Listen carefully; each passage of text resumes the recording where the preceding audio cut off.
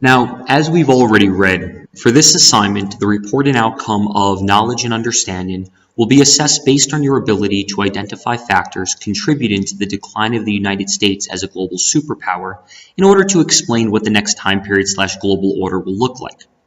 In this video today, I'm going to walk you through the steps necessary to connect the factor contributing to the decline of the United States to this idea of what the next global order or next time period is going to look like. Let us visit this Word document that I've set up. Now, step number one here.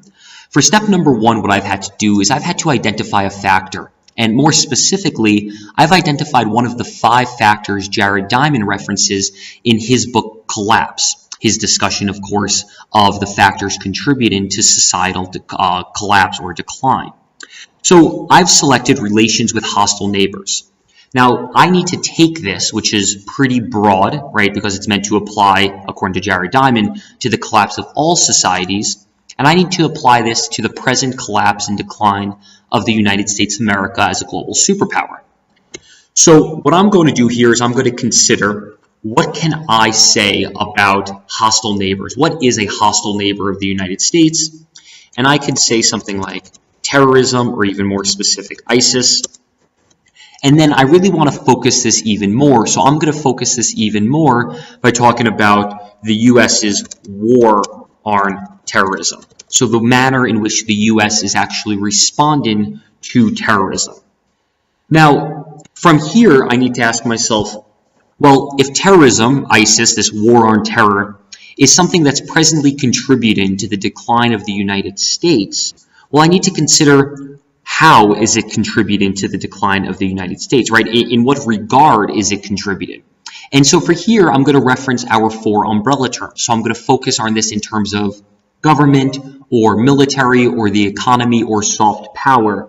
And for my sake, I'm going to focus on soft power. And I'm going to make the argument that terrorism compromises U.S. soft power. And that's going to be the idea that the U.S. is not winning hearts and minds as a result of its war on terror. Now, what I've done here is I have stated a claim. I've made this claim, and I can't just make this claim wildly. I need to make certain that it's rooted in some sort of evidence, in some sort of research. So what I'm going to do right beneath this next arrow is I'm going to cite my research.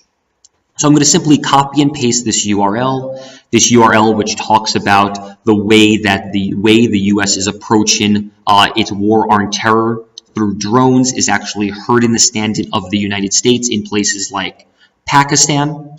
And so then I'm going to go back and revisit the Word document, and I'm going to paste this in there. That way I know, just for my own sake and my own benefit, that way I know that I have research to substantiate what it is I've said and the claim that I've made.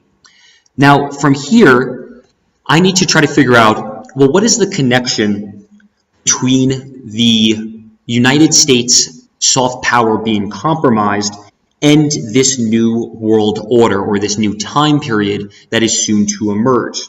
So for me, I would say, well, with regards to the new world order, that would mean that the United States will no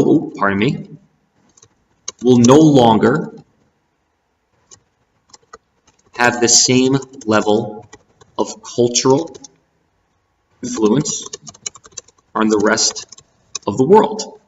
So if the United States will no longer have the same level of cultural influence on the rest of the world, I now need to make one more jump.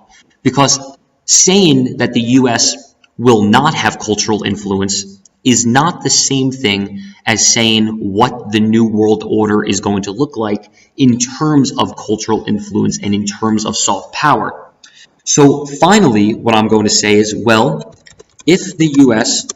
no longer has the same level of cultural influence, soft power will likely be something that becomes less centralized, meaning it's not just going to be one country or one place that controls culture as the U.S. has for the rest of the world, and becomes more regionalized, More regionalized meaning that the world will be less globalized in terms of culture, and that it will actually be broken down. So the US may still have influence in terms of North America, but it will have less influence in a place like the Middle East or, let's say, Asia, where some place like, let's say, China for Asia might have greater cultural influence.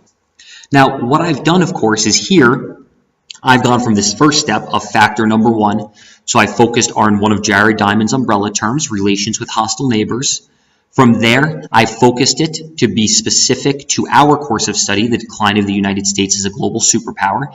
And I focused on terrorism and ISIS as a hostile neighbor. And then I went a little bit more narrow and I focused on the United States war on terrorism and the way that the war on terrorism is impacting, down here, U.S. soft power. And I've made the argument that it's not helping U.S. soft power, but it's actually compromising or hurting U.S. soft power in the world. From there, I've supported or substantiated my claim. So if I'm going to say that it's compromised U.S. soft power, well, I better have some research to support that claim. From there, I've gone on to talk about how the U.S. will no longer have the same level of cultural influence. And if that's the case, I then need to make that final leap. So if the U.S. no longer has cultural influence on the global scale that it has, well, I then need to ask myself, okay, what then is going to be the impact of that on the future global order? And I've decided, right, again, this is just sort of a creative leap, but I've decided that soft power will be less centralized.